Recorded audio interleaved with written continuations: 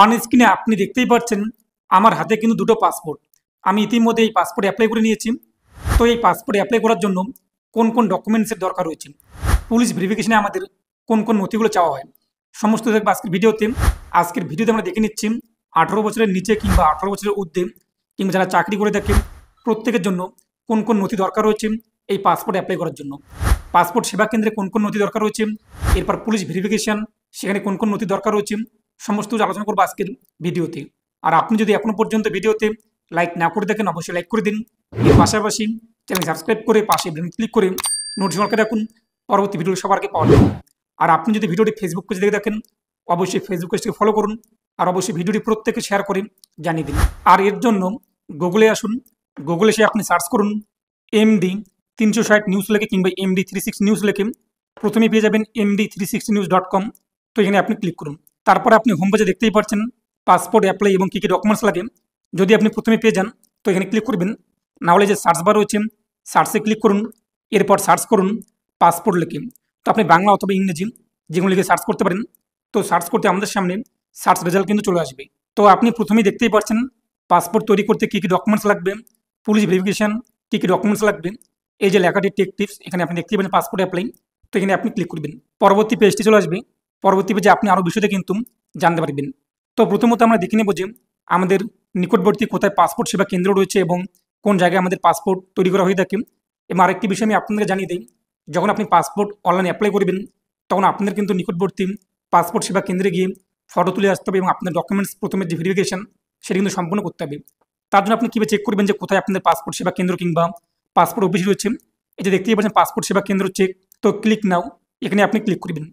তারপর পরবর্তী পেজে এখানে পাসপোর্ট অফিস আমরা কলকাতা এটা সিলেক্ট করে নেব। তারপর আপনি আপনার নিকটবর্তী পাসপোর্ট সেবা কেন্দ্র সিলেক্ট করবেন। তো সেটি সিলেক্ট করার পর নিচে রয়েছে কিন্তু চেক অ্যাপয়েন্টমেন্ট অ্যাবিলিটি। তো এখানে আপনি ক্লিক করবেন। তারপর দেখতেই পাচ্ছেন এটা আমাদের লোডিং নেবে। এরপর নিচে দেখতে পাচ্ছেন সেই লোকেশন কোথায় আপনার সেই অফিসটি রয়েছে এবং সেখানে পাসপোর্ট নর্মাল তোলা হয় নাকি তৎকাল তোলা হয় আপনি কিন্তু এখানে দেখতে পারবেন। এবং কোন ডেটে আপনি অ্যাপয়েন্টমেন্ট বুক করতে পারবেন, কোন ডেটে আপনি সেখানে যেতে পারবেন, ডেটগুলো কবে অ্যাভেলেবল রয়েছে তা আপনি দেখতে পারবেন। তো প্রথমত আপনি এটি দেখে নেবেন। এরপর ধরুন আপনি অ্যাপ্লাই করবেন, তো সেই অ্যাপ্লাই ভিডিও আমি আপনার ভিডিওর শেষে দিয়ে দেবো, সেটি আপনি দেখে নেবেন। তো আমরা যে পাসপোর্ট সেবা কেন্দ্র কিংবা পাসপোর্ট সেবা কেন্দ্র যে অ্যাপয়েন্টমেন্ট বুক করেছি এখানে আমাদের কোন কোন নথিগুলো ডকুমেন্টসগুলো নিয়ে যেতে হবে। তো এখানে আপনি দেখতেই পাচ্ছেন যে যাদের বয়স 18 বছরের নিচে রয়েছে তাদের কিন্তু জন্ম সার্টিফিকেট লাগবে, আধার কার্ড লাগবে এবং এনএক্সআর ডি ফর্ম লাগবে। তো এখানে আপনি দেখতেই পাচ্ছেন ডাউনলোড নাও। তো ডাউনলোডে ক্লিক করে আপনি এনএক্সআর ডি ফর্ম ডাউনলোড করতে পারবেন। এখানে শিশুর নাম উল্লেখ করে দেবেন, ডেট অফ বার্থ উল্লেখ করে দেবেন, এরপর শিশুর ফাদার নেম, এরপর পাসপোর্ট নাম্বার অথবা যদি থাকে এক কথা বাবার, এরপর সিটিজেনশিপ ইন্ডিয়া, কন্ট্যাক্ট নাম্বার ইমেলটি বসিয়ে দেবেন, মায়ের নাম এখানে বসিয়ে দেবেন। এইভাবে আপনি ফর্মটিকে ফিল আপ করে নেবেন। তারপর যদি সেই শিশু মাধ্যমিক পাস করে দেখেন তো মাধ্যমিক পাসের সার্টিফিকেট এবং অ্যাডমিট কার্ড এগুলো কিন্তু দরকার পড়বে।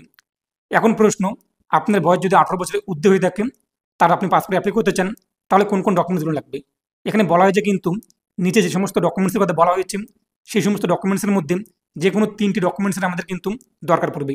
এবং সেই ব্যক্তি যদি মাধ্যমিক পাস করে দেখেন কিংবা উচ্চ মাধ্যমিক পাস করে দেখেন সেই মাধ্যমিক পাস সার্টিফিকেট, উচ্চ মাধ্যমিক পাস সার্টিফিকেট, মার্কশিট এগুলো কিন্তু দরকার পড়বে।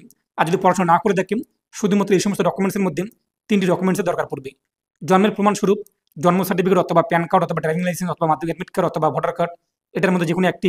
এরপর পরিচয়পত্রের প্রমাণস্বরূপ প্যান কার্ড অথবা ভোটার কার্ড অথবা ড্রাইভিং লাইসেন্স অথবা আধার কার্ড। এরপর ঠিকানার প্রমাণপত্র স্বরূপ ভোটার কার্ড অথবা আধার কার্ড অথবা বাড়ি ভাড়ার প্রমাণের নথি অথবা যারা জব করে থাকে এমপ্লয়মেন্ট প্রুফ অথবা গ্যাস কানেকশন নথি অথবা ব্যাংকের পাসবুক অথবা ইলেকট্রিক বিলের কাগজ এগুলো কিন্তু দরকার পড়বে। এই যে 3টি ডকুমেন্টস তার মধ্যে যে কোনো একটি করে কিন্তু দরকার পড়বে। এরপর লাগবে কিন্তু যারা মাধ্যমিক পাস করছে কিংবা তার সমতুল্য পরীক্ষায় পাস রয়েছে উচ্চ মাধ্যমিক MA ইত্যাদি, তো তাদের কিন্তু মাধ্যমিক পাস কিংবা তার উচ্চতর যে শিক্ষাগত যোগ্যতা রয়েছে সেই সার্টিফিকেট কিন্তু দরকার পড়বে। এবং যারা বিয়ে করেছেন তাদের কিন্তু ম্যারেজ সার্টিফিকেট লাগবে। যদি ম্যারেজ সার্টিফিকেট না থাকে ইনএক্সার যে ফর্মটি রয়েছে এটা কিন্তু দরকার পড়বে। এই যে ডাউনলোড নাও এখানে আপনি ক্লিক করবেন, তারপর ফর্মটি চলে আসবে, এখানে নাম বসিয়ে দেবেন অ্যাপ্লিকেন্টের, এরপর নিচে জয়েন্ট ফটো বসিয়ে দেবেন, এখানে আপনি আপনার স্পাউস নেম কী রয়েছে এগুলো আপনি এখানে বসিয়ে দেবেন। ফর্মটি খুবই সহজ সরল রয়েছে, আপনি ফিল আপ করে নেবেন। এবং যারা সরকারি চাকরি করে থাকেন কিংবা বেসরকারি সেক্টরে চাকরি করে থাকেন তাদের কিন্তু এনএক্সার A অথবা G অথবা H এই 3টির মধ্যে যে কোনো একটি ফর্মের কিন্তু দরকার পড়বে।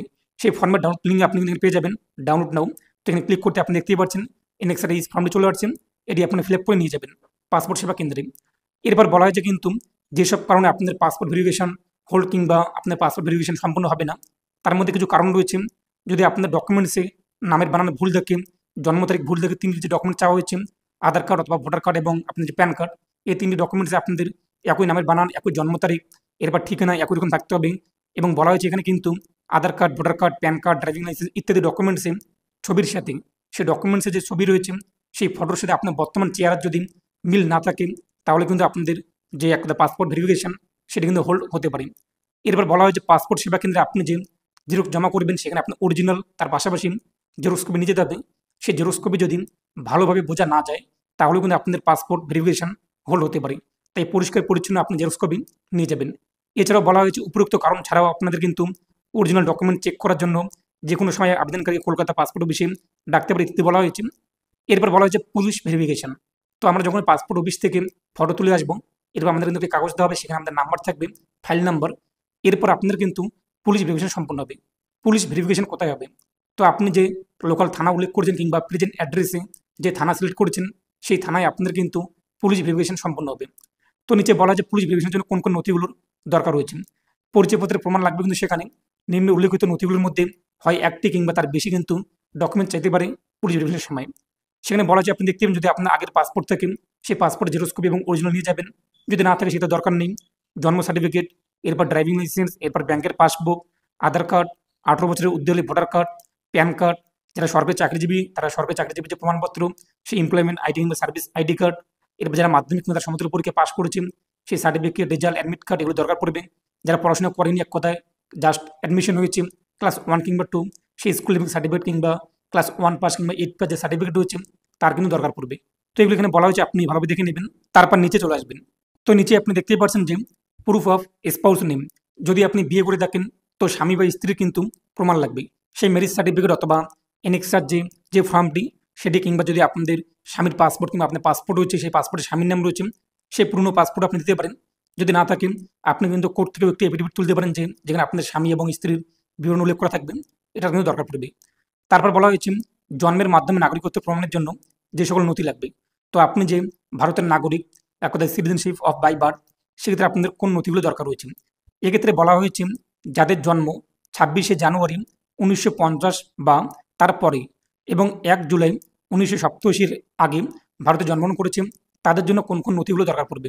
তো এখানে বলা হয়েছে কিন্তু পূর্বে ভারতীয় পাসপোর্ট হচ্ছে আপনার কাছে যদি থাকে সেই পাসপোর্ট জেরক্স কপি দিয়ে দেবেন, আর যদি না থাকে অথবা নিম্ন উল্লেখিত নথির মধ্যে যে কোনো একটি কিন্তু দেখাতে হবে।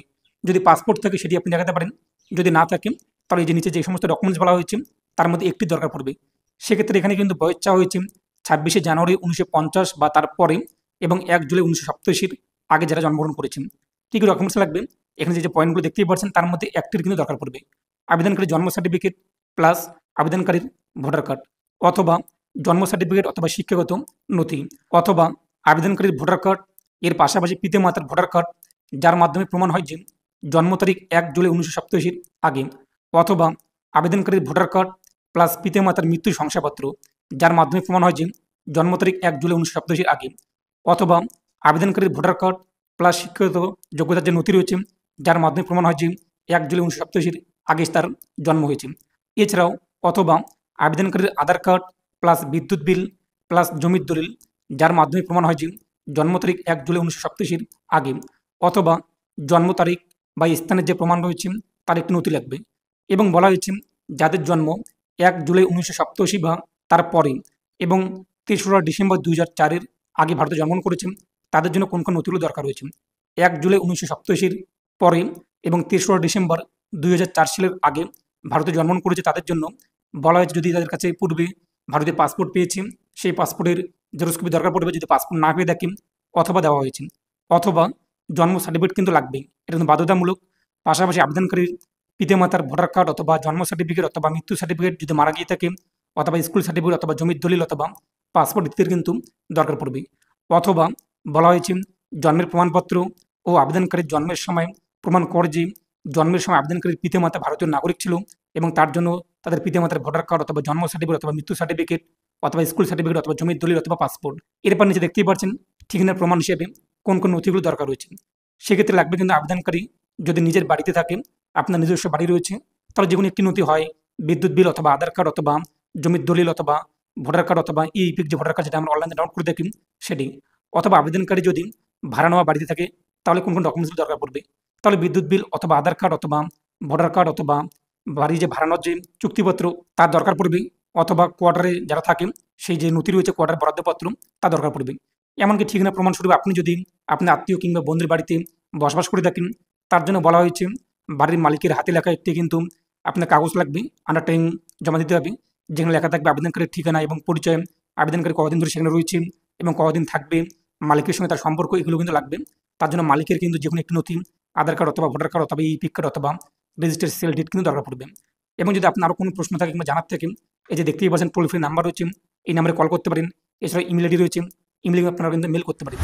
তো আশা করি বুঝতেই পেরেছেন, এই সমস্ত নথি আপনাদের যদি থাকেন তাহলে আপনারা কিন্তু পাসপোর্টের জন্য অ্যাপ্লাই করতে পারবেন এবং পুলিশ ভেরিফিকেশন আপনারা কিন্তু খুব সহজেই করতে পারবেন। তো এই নিয়ে আপনার মতামত কমেন্টে পেশ করবেন এবং দেখতেই পাচ্ছেন ভিডিও শেষে একটি ভিডিও চলে যাচ্ছে, যা দেখে নিয়ে আপনি কিন্তু অনলাইনে পাসপোর্ট অ্যাপ্লাই করতে পারবেন। আর অবশ্যই ভিডিওটি প্রত্যেককে শেয়ার করে জানিয়ে দেবেন। তো প্রত্যেকে ভালো থাকুন এবং সুস্থ থাকুন।